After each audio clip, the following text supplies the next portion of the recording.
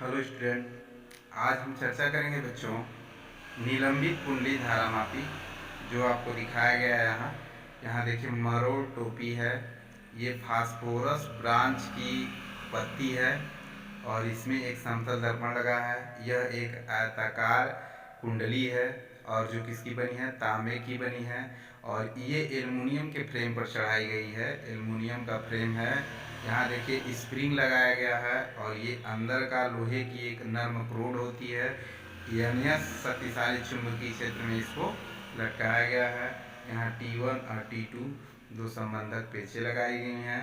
T1 संबंधक पेंच से धारा भेजी जाती है और T2 पेंच में इसको भेजी जाती है। तो कहेंगे चल निलंबित कुंडली धारामापी क्या होती है, तो यह कह सकते हैं चल कुंडली या निलंबित कुंडली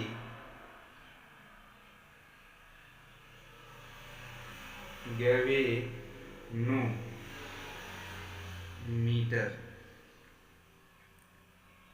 का सिद्धांत है। क्या सिद्धांत है? यह किसी कुंडली को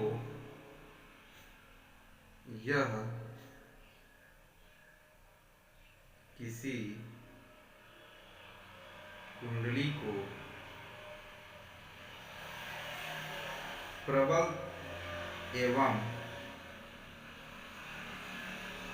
अस्थायी चुंबकीय क्षेत्र में लटकाकर उसमें विद्युत धारा प्रवाहित की जाती है। विद्युत धारा प्रवाहित की जाती है। तो विद्युत धारा और चुंबकीय क्षेत्र की पारस्परिक क्रियाओं के कारण चुंबकीय कुंडली पर एक बलयुग्म कार्य करने लगता है जो कुंडली को घुमाकर चुंबकीय क्षेत्र के लंबवत लाने का प्रयत्न करता है।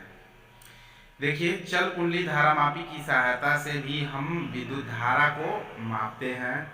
अब कहेंगे चल कुंडली धारामापी क्या होता है, तो यह वैद्युत धारा के संसूचन तथा मापन के लिए प्रयुक्त किए जाने वाला उपकरण है।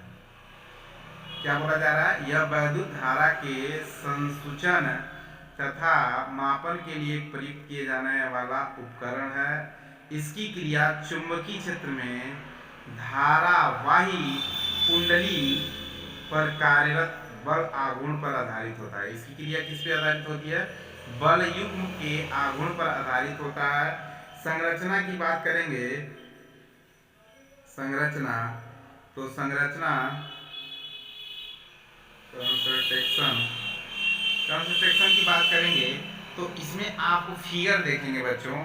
इसमें एक आयताकार क्या है, एक आयताकार आपको भाग दिख रहा है। इसमें एक आयताकार कुंडली है, कुंडली होती है जो कि तांबे के पतले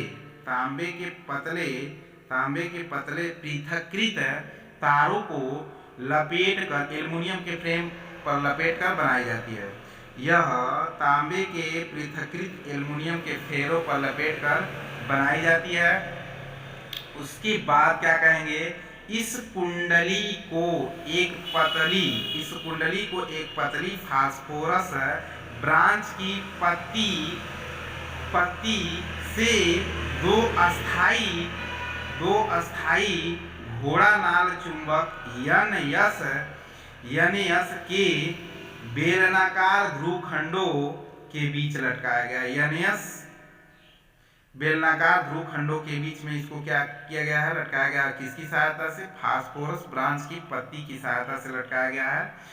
पत्ती का ऊपरी सिरा एक मरोड़ टोपी से लगा, पत्ती का ऊपरी सिरा एक मरोड़ टोपी से तथा इसका निचला सिरा समतल दर्पण से संबंधित कर कुंडली से संबंधित किया गया।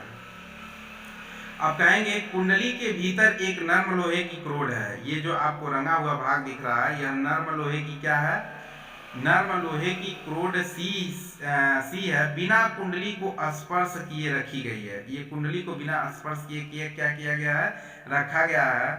क्रोड पर बल रेखाओं को संकेंद्रित करता है। यह क्रोड को क्या करता है? बल रेखाओं, यह क्रोड क्या करता है? बल रेखाओं को संकेंद्रित करता है तथा इस प्रकार ध्रुव खंडों के बीच चुंबकीय क्षेत्र प्रबल हो जाता है। इसके कारण चुंबकीय क्षेत्र क्या हो जाता है? प्रबल हो जाता है। निलंबन पत्ती के निचले भाग में, निलंबन पत्ती के निचले भाग में क्या लगा है बच्चों? आप देखें, निलंबन पत्ती के निचले भाग में यहाँ क्या लगा है? आपको दिख रहा है नर्म लोहे की पहले तो क्रोड लगा है, और क्रोड लगने के कारण से ये बल रेखाओं को संकेंद्रित करता है। इस प्रकार ध्रुव खंडों के बीच क्या होता है? इसके चुंबकीय क्षेत्र की प्रबलता बढ़ जाती है। निलंबन पत्ती के निचले भाग में एक छोटा दर्पण लगा है। यहाँ निलंबन के एक छोटा भाग लगा, समतल दर्पण लगा है, जो पत्ती के साथ साथ घूमता है। ये पूरे पत्ती के साथ साथ ये क्या होता है? घूमता है, तथा जिसका विक्षेप एक लैंप पैमाने की सहायता से पढ़ा जाता है। इसका विक्षेप किसकी सहायता से पढ़ा जाता है? लैंप पैमाने की सहायता से पढ़ा जाता है। संपूर्ण प्रबंध को एक धात्विक बक्से में बंद रखा जाता है। ये जो संपूर्ण प्रबंध होता है, संपूर्ण प्रबंध को एक धात्विक बक्से में बंद रखा जाता है, जिसके सामने की ओर कांच की एक खिड़की तथा आधार पर समतलाकारी पेंचे लगी होती हैं। समतलाकारी क्या होती है? इसमें पेंचे लगी होती हैं। अब उसके बाद हम कहते हैं बच्चों, धारा जिसका माप ज्ञात करना है, एक टर्मिनल T1 से क्या कर दिया गया है? संबंधित कर देते हैं, और इससे धारा को क्या करते हैं? प्रवेश कराते हैं। तथा निलंबन कुंडली तथा स्प्रिंग से होकर दूसरे टर्मिनल T2 से निर्गत धारा प्राप्त हो जाती है। अब इसका सिद्धांत कहेंगे, तो सिद्धांत की बात करते हैं। सिद्धांत कहेंगे, जब कुंडली में धारा I प्रवाहित होती है तो कुंडली पर बल आघूर्ण लगता है। सिद्धांत में बात करेंगे, जब कुंडली में I एम्पियर की धारा प्रवाहित होती है तो बल आघूर्ण लगता है, और बल आघूर्ण वो कितना होता है? Tau equal to NI AB sin theta लगता है। अब NI AB sin थीटा, यहाँ थीटा कुंडली के तल पर लंब की दिशा तथा चुंबकीय क्षेत्र B की दिशा के बीच कोण है। अब बात करेंगे हम बेलनाकार क्रोड की बात करेंगे। बेलनाकार क्रोड रखकर इस दशा में कुंडली के तल पर अभिलंब चुंबकीय क्षेत्र B सदर समकोण पर होता है, तो इसलिए थीटा बराबर 90 अंश रखेंगे, तो टाउ इक्वल टू NIAB सूत्र प्राप्त हो जाएगा। NIAB सूत्र प्राप्त हो जाएगा। नेक्स्ट स्टेप में हम क्या कहेंगे बच्चों? कहेंगे निलंबन पत्ती की मरोड़ टोपी। निलंबन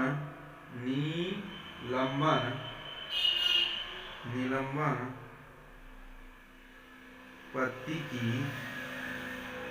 मरोड़ टोपी C हो, कितनी हो?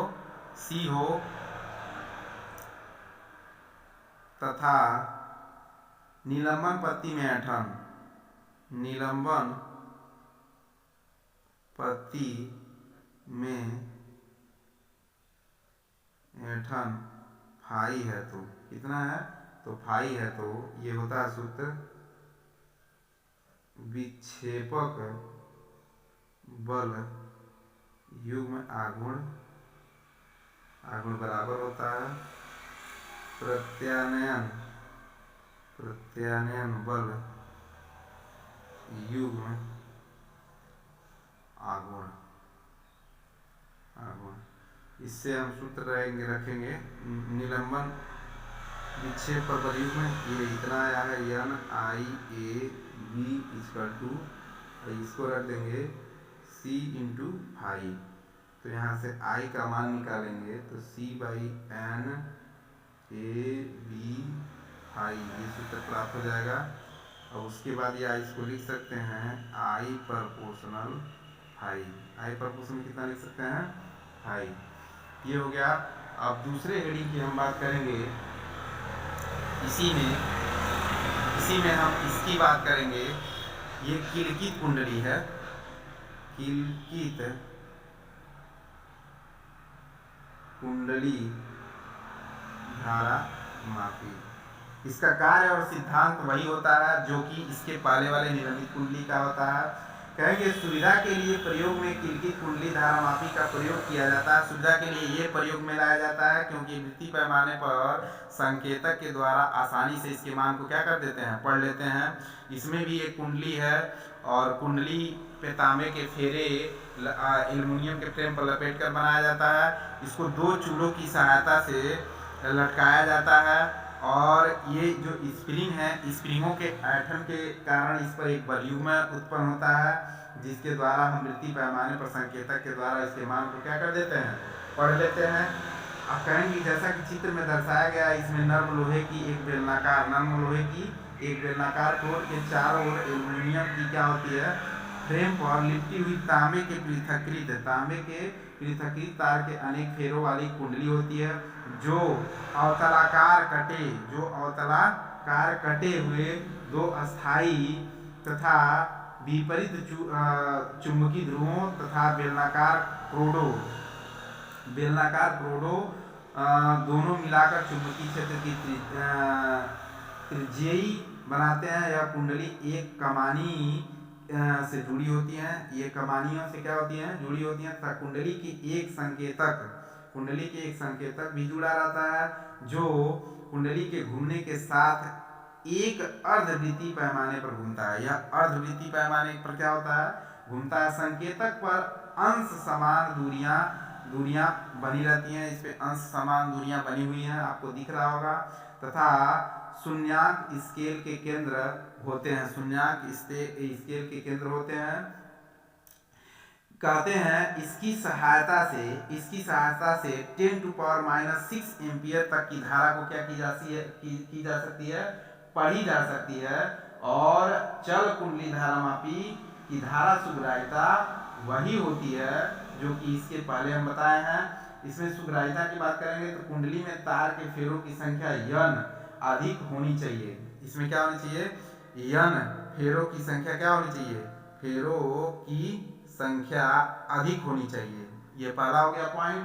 दूसरी बात करेंगे हम पॉइंट की, सुग्राह्यता में कुंडली का क्षेत्रफल अधिक होना चाहिए। ए का मान भी क्या होना चाहिए, अधिक होना चाहिए। नेक्स्ट स्टेप में बात करेंगे, तीसरे पॉइंट की बात करेंगे सुग्राह्यता के लिए, तो कहेंगे बी का मान बहुत अधिक होना चाहिए। बी का मान क्या होना चाहिए, बहुत अधिक होना चाहिए। यानी ये जो बी, इसके द्वारा जो बी का मान मिलेगा वो बहुत अधिक होना चाहिए। इसके लिए कोबाल्ट स्टील के शक्तिशाली चुंबक व्यवहार में लाए जाते हैं। कोबाल्ट स्टील के शक्तिशाली चुंबकीय क्षेत्र प्रयोग में लाए जाते हैं। चौथे पॉइंट की बात करते हैं, सी का मान कम होना चाहिए। सी का मान क्या होना चाहिए, कम होना चाहिए। इसके लिए कुंडली को लटकाने वाला तार बहुत पतला और लंबा होना चाहिए। इसके लिए जो लटकाया गया है यह तार क्या होना चाहिए, बहुत पतला होना चाहिए, जिसकी सहायता से हम इसके धारा को मान को क्या कर सकते हैं, आसानी से पढ़ सकते हैं। इसके दोष क्या होते हैं बच्चों, चल कुंडली गैल्वेनोमीटर के गुण तथा दोष। अब दोष की बात करते हैं, यह बहुत सुग्राही यंत्र है। यह क्या है, बहुत ज्यादा सुग्राही यंत्र है। इसको क्या कर सकते हैं, यह सुग्राही यंत्र है। इसके गुण और दोष की बात करते हैं, यह क्या होता है, बहुत सुग्राही होता है क्योंकि इसमें कम प्रबलता की विद्युत धारा प्रवाहित करने पर भी इसकी कुंडली पर्याप्त कोण पर विक्षेप होती है। अब दूसरे की बात करेंगे तो ये कहेंगे इसकी कुंडली के विक्षेप पर बाह्य चुंबकीय क्षेत्र का प्रभाव नगण्य होता है। इसकी कुंडली के विक्षेप पर बाह्य चुंबकीय क्षेत्र का प्रभाव क्या होता है, बहुत नगण्य होता है। तीसरे पॉइंट की बात करेंगे हम तीसरा पॉइंट ये कहेंगे, चल कुंडली गैल्वेनोमीटर को किसी भी दशा में रखा जा सकता है। इसको किसी भी दशा में क्या किया जा सकता है, इसको रखा जा सकता है। अब बाद में चौथे पॉइंट की हम बात करते हैं, इस यंत्र में अवमंदन की व्यवस्था की जा सकती है जिससे प्रेक्षण शीघ्र लिए जा सकते हैं। ये हो गया बच्चों आपका दोनों हेडिंग हो गया। आप चाहे तो इसके लिए इसके लाभ की बात कर लेते हैं। धारामापी को चुंबकीय क्षेत्र बढ़ाकर थर्मोरोड दृढ़ता को घटाकर अति सुग्राही बनाया जा सकता है। कुंडली को अत्यंत प्रबल चुंबकीय क्षेत्र में रखा जाता है। इसका लाभ यह भी है कि बाह्य चुंबकीय क्षेत्र कुंडली के विक्षेप को प्रभावित नहीं करता है।